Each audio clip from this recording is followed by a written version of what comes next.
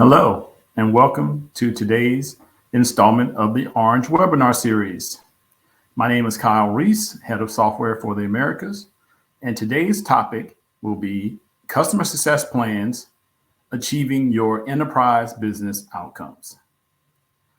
I'll be your head panelist on today's call, and I will be joined later in the call by Christy Swin.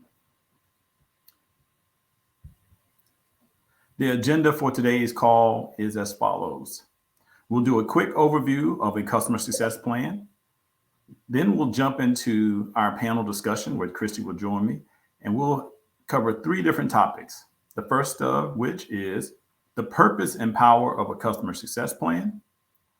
When does the development of a customer success plan start, and how do we manage it? And who are the key contributors and stakeholders of a customer success plan? So to get started here, a customer success plan at Orange will be owned, developed, and managed by two dedicated people, our customer experience manager and our customer success specialist. The customer experience manager will guide you and your customer and your stakeholders through the development of the plan. Throughout the pre-sales and into the post-sales motion of the engagement, they will be collecting data and placing that data in different places in the customer success plan. We know that throughout the sales engagement, information changes, stakeholders change, and milestones change as well. And we want to capture that data so that we can keep track of where we need to be, and more importantly, what the business outcomes are. So the customer experience manager will lead that, will be capturing all that information, and they will be supported by their customer success specialist. The specialist will work in a more data analytic way, collecting analytics to help support some of the outcomes that we're looking to drive, really helping capture and define some of those success metrics, and then acting as a liaison with our solutions and operations teams. Next, here is what the Orange Customer Success Plan looks like. We've got 7 different areas where we're trying to collect data, and they all kind of work as a journey into our final destination, which is driving towards your business outcomes. So if we start at the top of this plan, we're going to capture some key company highlights. Those are not the highlights like how many employees or what was last year's revenue, more things like what are some of the market challenges? What are some of the disruptions that the company might be undertaking that will change their place in the marketplace? And some key and strategic and operational initiatives that will impact, that the solution that we're working with will impact on the organization. That will lead into company objectives, which is more of what our goals are, where there will be more transactions or open up new stores or something of that nature. Then we'll stop into what are the challenges to achieving those objectives, and more importantly, the challenges towards achieving adoption of the solution. Who are some of the key stakeholders? And we'll list stakeholders at both the company, at Orange, and with the OEM. We know that all 3 of those segments of stakeholders are important to the overall solution and achievement of the solution. So we want to capture those individuals. And we know that those names may change from pre-sales into post-sales. So it's important that this document is dynamic and is constantly updated and shared with the customer. Next, we move into key priorities and dates. Again, those are dates that we need to keep at the top of all of our priority list, so that we all know where we want to be, how we want to get there. Again, those dates change. We'll add some, take some off as we achieve, or things move throughout the journey.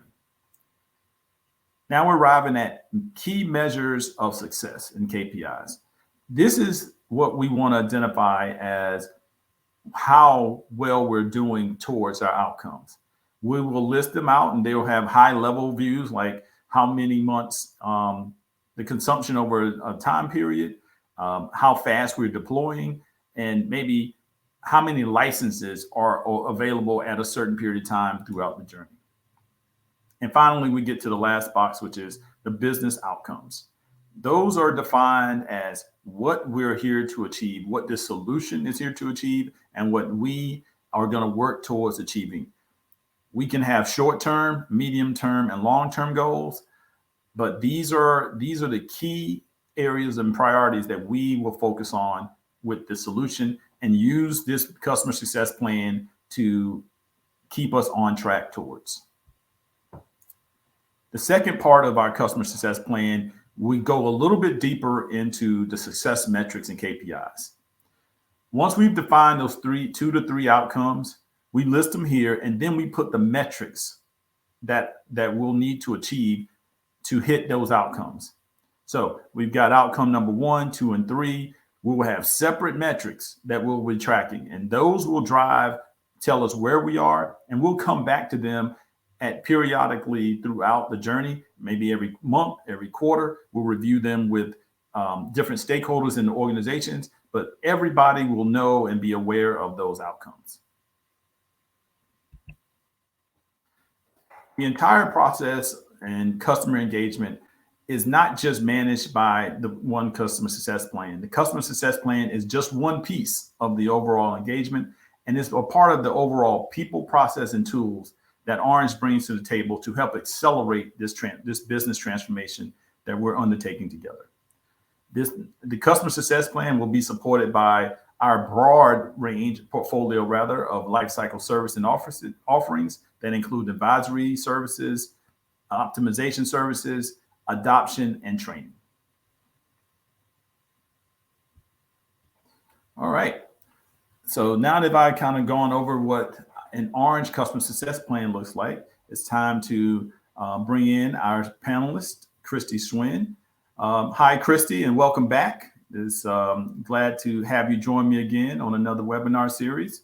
So with that, I'd like to give you 30 seconds again and to reintroduce yourself to everyone, and then we'll kick it off. Certainly. First of all, thank you for having me. It's a joy to get to be here and to talk about customer life cycle and customer success plans and all things kind of customer experience. I've been here at Cisco for a long time, about 17 years, helping drive customer life cycle and experience at both the direct level, and then about 8 years ago, I made the jump over to helping partners drive that with their own customers. So my focus is working with partners to help them build a life cycle practice and drive that with their customers for the best results that they can get.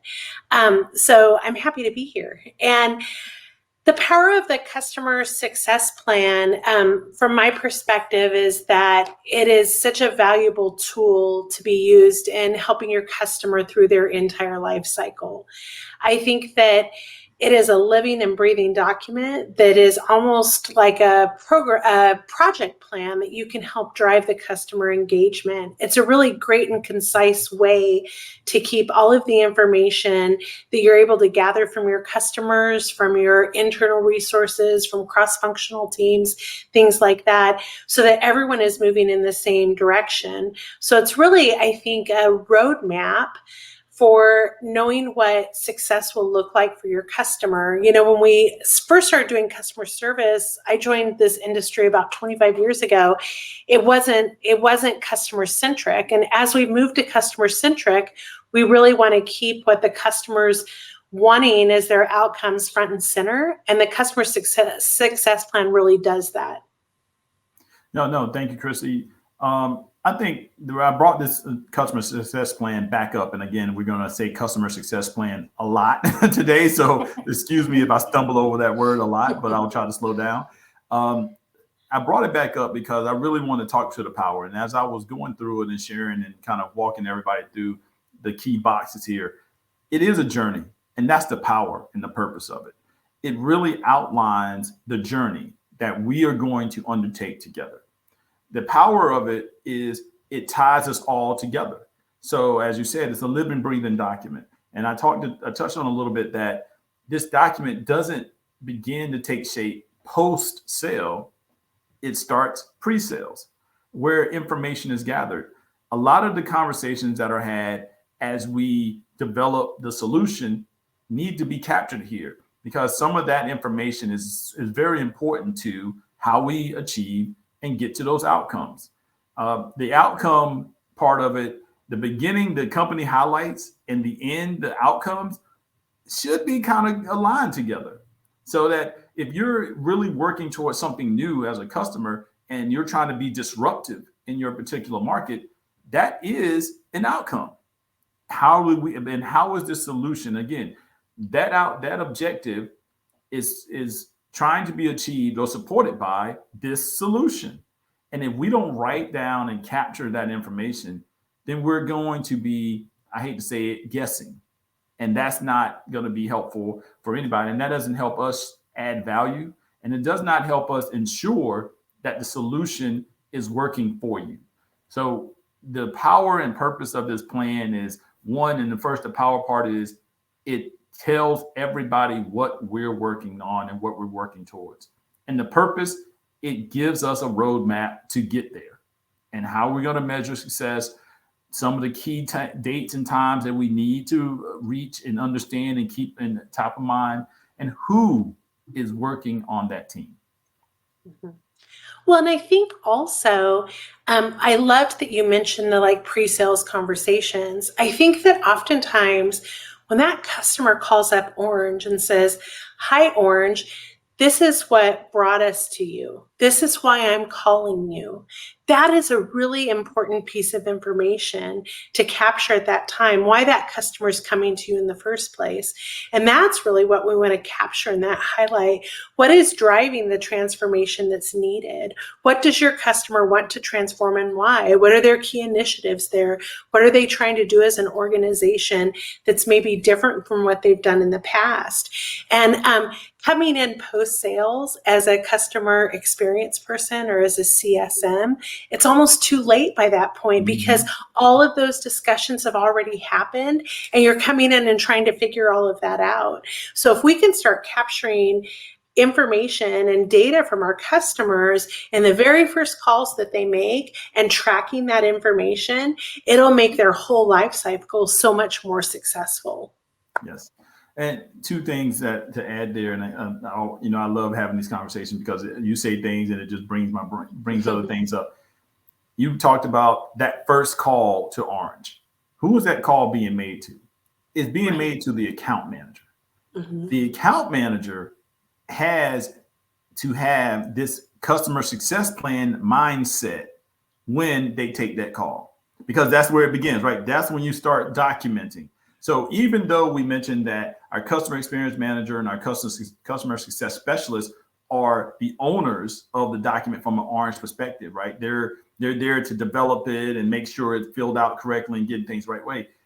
They are key there. If we follow the RACI model, the account manager has a great responsibility here of sharing and documenting that information, because they're not calling the customer experience manager first. They're calling you, our account managers. Our account managers then need to take that and run to the customer experience manager and say, "Oh, I got a call. Hey, we need to start talking. We need to start capturing information," and then invite the customer experience and customer success specialist to the conversation. Now, when they get involved, they do not need to be customer facing. They need to be in a listening mode and a capturing mode. And they're going to start to take that information and, like a puzzle, put it in the right places. So that's the key and the power, because as an account manager, you have another set of ears listening for you, listening to some of those key pain points. It's never a bad thing to have more people, and never a bad thing to have documentation of those conversations. So the power is in the pen, the power is in documenting those conversations and documenting them in a way that it creates that journey and connects all the dots towards a solution, so that everybody is working in the same page. And obviously, from an internal standpoint at Orange, it keeps us on the ball. And then externally, as we begin to share this document outwardly with the customer and the OEM, it keeps everybody else in line and reminds them of some of those conversations that may have taken place 6, 7, 8 months ago when we first started going down this road. Absolutely. And I'll tell you that, especially for those of us that have been in this industry for a long time, it solves that age-old problem of having your customer tell you what sales promised them. Yes. Anyone that's post-sales has had one of those conversations where the customer has been unhappy or something has come up and they've said, well, sales told me this and this and this, and you have to find that out from the customer.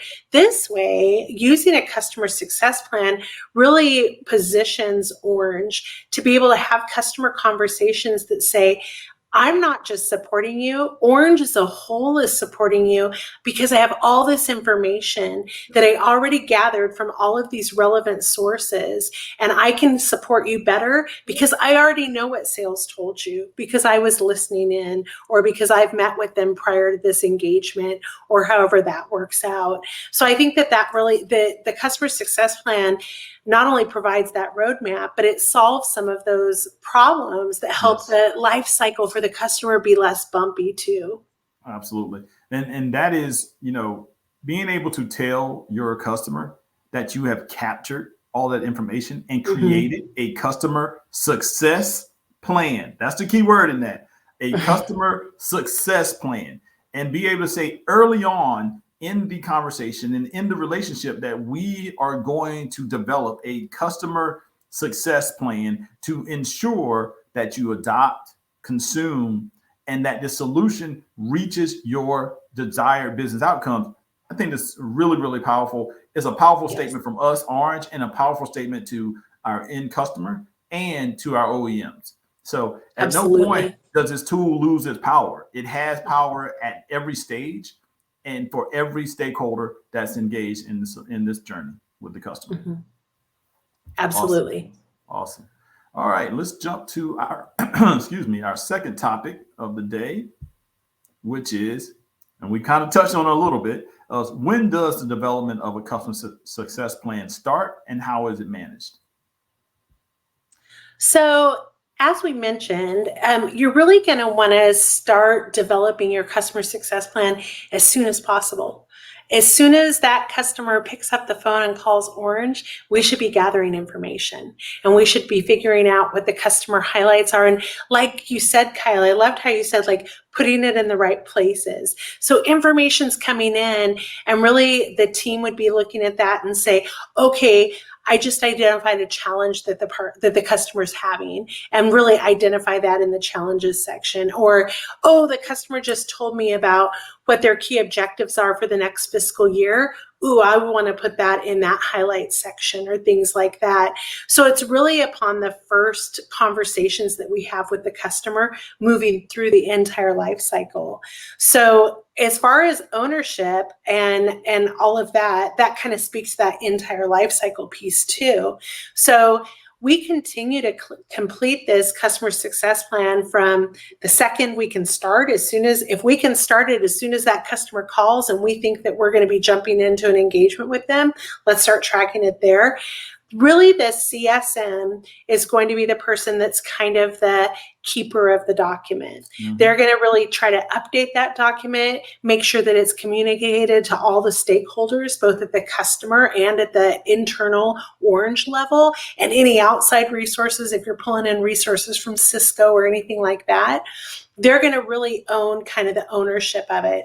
So while it's a map and all of that, the person that's kind of holding the map most of the time is the CSM, and owning that documentation and making sure that they're gathering it. Not that other people won't be contributing to it, because absolutely they will be. We want them to. But kind of the gatekeeper for that is going to be your CSM that will really take that through the whole life cycle, because your customer success plan will not stay the same. It's that living document that will change and all of that. So if a new thing comes up, the CSM is going to make sure and note that. Or if sales says, hey, it looks like we're going to go back to negotiations and maybe talk about adding some additional services, then guess what? We're going to want to add that to that plan. So your CSM is really going to be kind of the keeper of the plan. Yes.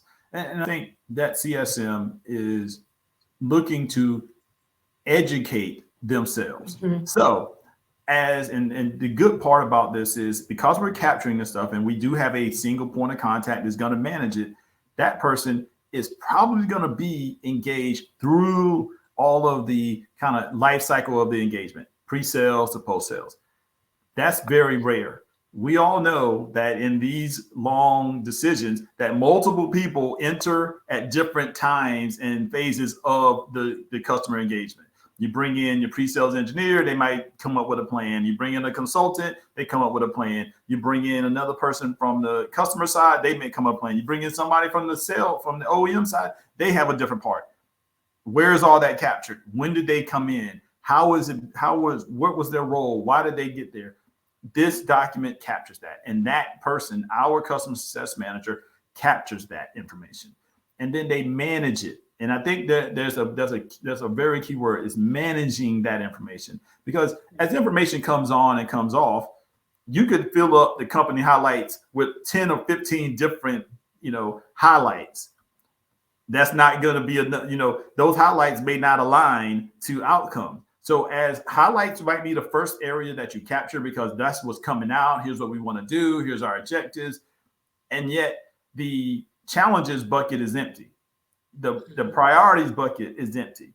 And as those highlights come on, we do expect that the customer success manager, because they're experienced in these solutions and working with customers, they will start to put information in there and start to kind of like a puzzle, play with this with the customer success plan to see how it's mapping out. And more importantly, they might start to put some outcomes out there. And when they put them out there, they're for discussion purposes. They're saying, here's what all your highlights and your objectives are saying. These are the potential outcomes. And who will that help? It will help the account managers of both Orange and our OEMs say, it looks like that might be the outcome. That's a little different than what we've been talking about. Are we in line? Are we talking the same thing? So before we go any further or go too far, we can have a gut check period. And we, the customer success manager, the account managers, and the customer can talk. So from a development and management, managing that information and how it's captured, and then throwing out questions and throwing out outcomes or making an educated guess about what the outcome could be based on what we're hearing and seeing. Somebody having that customer success manager own this is very key. Again, it's another set of ears.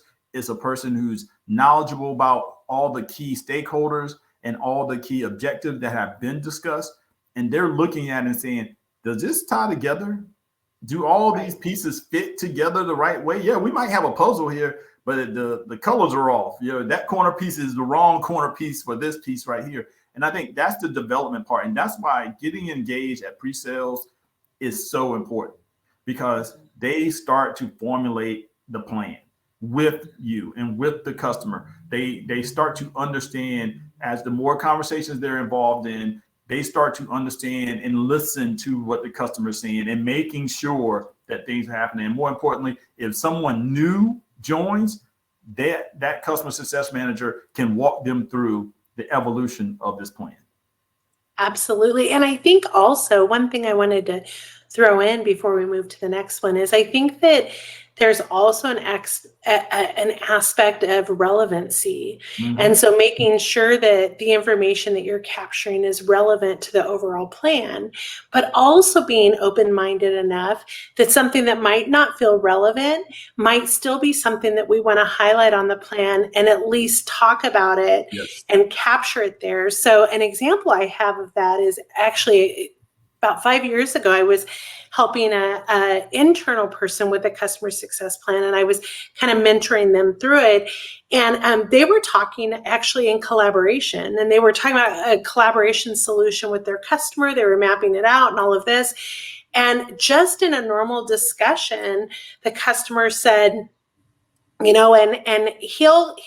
were talking about an internal stakeholder, and he said he'll join the meeting, but he's more focused on security, and we have a lot of gaps in our security. And bingo, there's another highlight or a need that the customer has that might not be associated with this plan, but guess what? the account team didn't hear that information, and the account team can probably talk to that stakeholder about security solutions.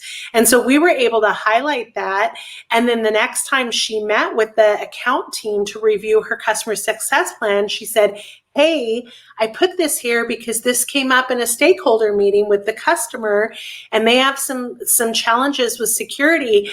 And guess what? We found a great opportunity to help the customer solve that problem. Absolutely. And so this is a great plan and a great way to really look comprehensively at the things that are needs for the customer. And sometimes things that you don't think will pop up will all of a sudden come up in a conversation that you can track it. And then, 3 months later, all of a sudden security was an item of discussion, So that's a great way that you can use this plan as well.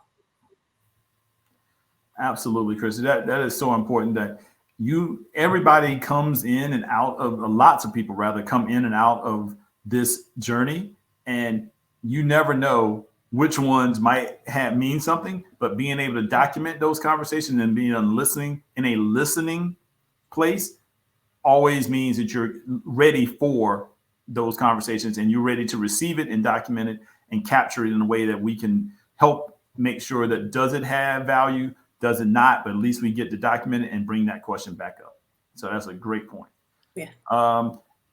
Let's move to the next question. I want to make sure we have plenty of time for questions on the end. So we'll jump right over to our final topic, which is who are the key contributors and stakeholders of a customer success plan? So again, we do have a section here that says stakeholders. And I think, that has a kind of dual-sided meaning. So the stakeholders are obviously who is going to be engaged as we work towards solution adoption, solution delivery, deployment, and more importantly, and most importantly, outcomes. Now, that doesn't mean that those are the only people, but they are the key people. But one of the things you have to think about from the key stakeholders and users is that list is there. So we'll start at the CTO level, but there might be 3 managers underneath that CTO that we need to talk to. So that we obviously can't list 100 people on here, but these are the key people. But the individuals will, as we dig into the plan and peel that onion back even deeper, and as we identify this business outcome, that's going to lead to a deeper dive into who those key stakeholders are at each level or each milestone that we need to hit. So the stakeholders and users are obviously the 3 owners. Most important owners are the customer success manager for Orange, probably the account manager, or if there's a customer success manager at the OEM. And then I dare not call out a role or a type at the customer level, but somebody at the customer level. So you have 3 key, like a triangle of key contacts and key points of contact. That way, the conversation between those 3 individuals becomes very consistent and everybody is knowledgeable. So you get creating 3 very kind of super users of the customer success plan. And then as you discuss on a weekly basis where you are on your success metrics, you bring in other people. And the key to this customer success plan is everybody can look at it. It's not a document that you hold tight to the vest and you got it under lock and key. It's something that everybody at every level should be able to review and figure out where their role is and how they need to get engaged.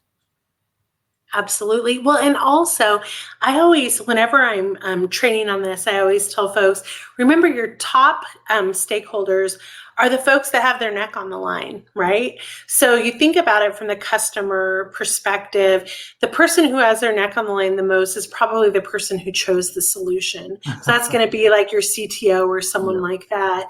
But your CTO might not use the tool every day or something like that. So they probably have additional folks under them that are going to trickle up success of that to the person who signed or the person who chose the solution. So even though they're over it, they most likely have stakeholders underneath them as well. And then the same would be true for Orange. So the overall success of the customer, there's two people at Orange that'll really have their neck on the line for that. That's your person who sold it, your AM or whatever, and then your CSM who is picking up the ball post sales and running with it. So those would always be your stakeholders there as well. But again, just like the customer, there's going to be a bunch of cross-functional people around them and under them that are also going to be, maybe people that are helping drive things with things like DNA and some more robust product that require engineering help and all of that. You're probably going to have some folks from engineering that might be stakeholders on the customer side and Orange's side. And then it's just really determining who those people are and what part they play in the overall success of the customer. Yep. And, as I thought about that, you mentioned that, you've got all those different pieces and parts of different conversations that need to happen. So your customer success manager internally at Orange is having their weekly connection points with the account manager. Then the customer success manager at the OEM is having their weekly, same conversations. So multiple conversations are being had about this particular plan. And so the users are constantly being engaged. So the user pile is long and vast, but their level is like a RACI model. Who's responsible, who's accountable, who should be consulted, and who should be informed. That's kind of how you kind of put people on and off. And again, that changes. And that's what I really want to say. There's only 3 to 4 people who are consistently the key super users, if you will. But the rest of those users goes up and down as we get towards key priorities and dates, as we get closer to outcome delivery, and as we maybe even have new potential additions to the solutions added on, then you never know. More people come in and that key stakeholder list changes and it shifts a little bit. And so everybody, their key users is a very kind of broad term. I would call it super users, and then down to, people brought in and off from a RACI standpoint, depending on where you are in the outcome and the challenges that you might be facing. Absolutely. All right. Any other topics you want to bring up on any of these 3? We want to push back on anything, or are you ready to jump towards some of the questions that we might? I think we've covered it. I'll tell you, I think that, I look at customer success plans all the time, and I love Orange's model. I feel like it's really concise and it really provides a great, path to success. So I think it's fantastic. I love your layout. I think it's great to look at, aesthetically it looks good and it's easy to understand so that when you put it in front of the customer, they can really clearly identify what we're trying to drive with customers' success and their overall, experience with Orange. So I love it. I think it's fantastic. Yeah, I think that's a great point that you just touched on. A customer success plan can look like anything, right? I have seen customer success plans that are like a SOW, 10 pages long, lots of bullet points and lots of words. This one is, again, a little bit shorter and sweeter. It's hard to sometimes get all the information into these small boxes, so you do have to, work through that. But there isn't a perfect customer success plan model. And I think that any organization starts with what they think, and then it evolves over time as they move in. And I do sometimes think that the solution might dictate differences and changes to your customer success plan. As you said, the more complex solutions like DNA, SD-WAN might require a little bit more, and you might have a few more of those KPI success slides. So you might have this overall document and then a few more of those measures of success that measure to the outcomes. So again, you can add to it, you can shrink it, and that's the beauty of it. It kind of grows and comes back, and it's an accordion model, if you will. So they get small, they get big. So yeah, great. Thank you, Christy, again for jumping into the conversation. And then we do have 3 really great questions that I see in the chat box. So the first one is, and it comes from Aubrey, and she says, if you sell a multi-architectural solution, would you expect a summary level customer success plan of the overall solution and then multiple customer success plans under that per architecture? Great question, right? I just kind of touched on it, right? So yeah, I'll let you answer that first, Christy. So absolutely great question. And what Kyle, I think the last couple of things you just said really speaks to it. The answer is absolutely if that works for the customer. And for Orange. If a customer has a really complex solution with multiple architectures and all of that, I think that the best way to do, because this is fairly basic, right? When you're looking at this is like a high level view. I think that it would be really wise to do a very high level view and then maybe do other ones that dig a little bit deeper per architecture. So I think that the answer is absolutely. It would depend on, and this is the great thing about customer success plans, is that you can make it suit your customer. And that's really what this speaks to as far as how the industry has changed, how we're approaching customer success as a whole. And that is, if it serves your customer, do it. Absolutely. If your customer is at the center of it, then it works for them, then absolutely. So if I had a customer that had purchased multiple, I would absolutely have a summary one, a big high level one that could be shared at that CTO level and above and all of that could be used in QBRs and things like that with the customer. And then I would probably break it into segments as far as what the different architectures are, and then develop ones for those as well that can kind of feed up into the greater one. That is exactly how I would approach it. Yeah, and I think that's the right way, and that's the great answer to a question that can be answered in 1,000 different ways. And one part that, and this is a follow-up question that kind of mirrors a little bit of Aubrey's and from Charles, is what if the customer purchases additional solutions? Can the customer success plan be updated to include additional services? And to your point, exactly. You might have an overall solution, and to what Christy said, you can't get but so many outcomes at the summary level. But when you peel that onion back and you start looking at it architecture by architecture or solution by solution, you can have 2 to 3 additional outcomes that they have to drive in order to hit the overall. So you absolutely, that calls for a separate customer success plan. And then obviously, if there's a whole new solution or a set of services that are added, you're going to rewrite another one. Now, you might be able to copy a lot, maybe 50% of the document you can just reuse and repaste. But like I'm sure the company highlights are probably similar, objectives are similar. The challenges may change. The stakeholders definitely will need to be updated, and key priorities and dates are going to be updated.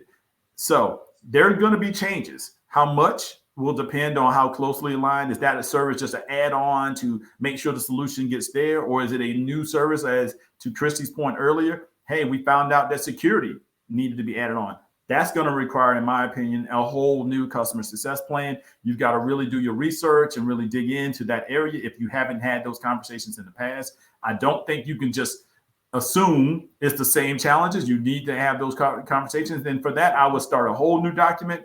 And then as I have more conversations, if I find that things are similar, I'll bring in some of those other points and make changes where necessary. So the big thing we're trying to say here is the customer success plan starts out as a small template.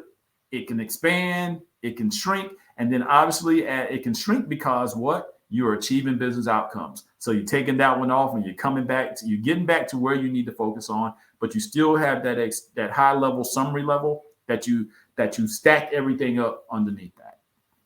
Yeah, I agree completely. Great. I think we've got time for one more question. And I think this is pretty good. It's a really good question. What happens if the customer changes their desired outcomes? I think you want me to jump on that go one? Ahead. You jump right in first. Okay. So easy, breezy. We changed the desired outcomes. So again, it kind of goes into that really understanding that we're trying to stay in alignment with what the customer's looking for. And, of course, if the solution that they've purchased, if the outcome's a little bit different, if they were thinking they were going to make something a primary focus, and that's not as much of a primary focus, it's dropped down, there's a newer focus or things like that, then we would adjust and we would just change direction right then. And it reminds me of, like if you ever use Google Maps and you can put in like stop, make a midway stop or pull off the freeway and do that. It's like that. You can just add a stop in there. So you can absolutely go in, make sure that you've gone. And that's why this is laid out so well, is that you want to make sure that when you go to your key stakeholders that are listed there and you're really communicative and you say to them, hey, I understand that your outcomes have changed, that what you're looking for is different. I want to make sure that you are in agreement with us changing these outcomes here. And then you change them and then everyone knows about it. And then you communicate that to your sales team and you communicate that to your engineering folks and all of that. So in that type of a situation, that's exactly what your customer success plan is for. So that when those changes are made, you have it documented and in somewhere that you can share to the masses and everyone's aware of that change, to where it's not just a one-off conversation with you and one person. That way it's everyone that's seen this document knows of that change.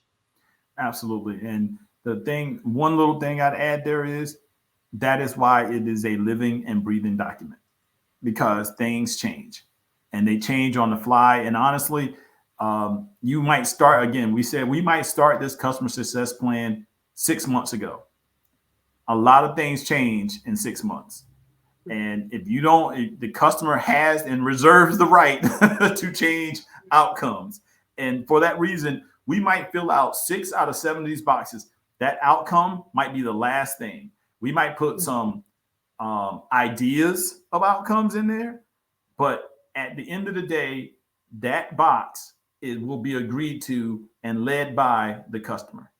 So we're always going to be flexible in that box. Our job is to advise and support from an Orange standpoint and give them the best insights that we have about what the solution can help them achieve and how that marries to their customer objectives and highlights and strategic initiatives that they have. But at the end of the day, it is their solution, and we're here to help guide them towards the outcomes that will help drive better business outcomes and business revenue growth or whatever it may be. So we do want to pay attention and we want to be flexible throughout the process, and changing outcomes is what we expect, and they will change and get smoothed out and adjusted. It's almost like wordsmithing.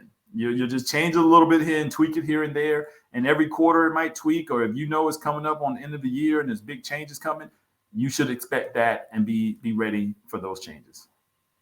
Well, and one thing I did want to mention too is that oftentimes with business outcomes, more so than seeing them change, I've seen them added to. Yes. And a great example of that is like when COVID hit.